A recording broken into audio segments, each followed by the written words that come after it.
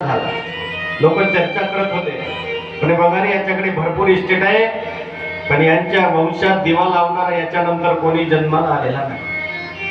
आत्मदेवजी थोडंसं अंतकरण भरून आला, देवा एवढं तुझं भजन करून सुद्धा माझ्यावर ही परिस्थिती तू का आणली?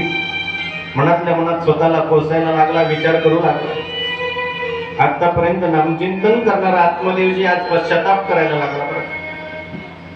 समाजाच्या बोलण्याकडे लक्ष दिलं की समाज माणसाची दिशाभूल केल्याशिवाय राहत नाही. म्हणून मी नेहमी सांगत असतो कथा कीर्तनामध्ये, समाजाकडे जास्त लक्ष देऊन चालत नाही बाबा. चालावं लागतं समाजासोबत, पण लक्ष मात्र देवाकडे महाराज असलं पाहिजे. प्रपंचामध्ये भगवंताकडे लक्ष असलं की माणसाला पश्चाताप होत नाही, कुण्या गोष्टीचं दुःख होत. आत्मदेवजी ज्ञानी महात्मा असून सुद्धा समाजाच्या बोलण्याकडे लक्ष दिलं आणि समाजाचं बोलणं महाराज त्याच्या अंतःकरणात रुजलेलं आहे.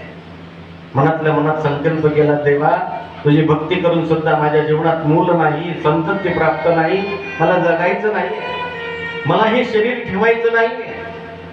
आणि महाराज घरदार सोडलं, आत्मदेवजी निघाले वनाच्या दिशेने. आत्महत्या करण्याचा निर्णय घेतला आत्मदेवजी.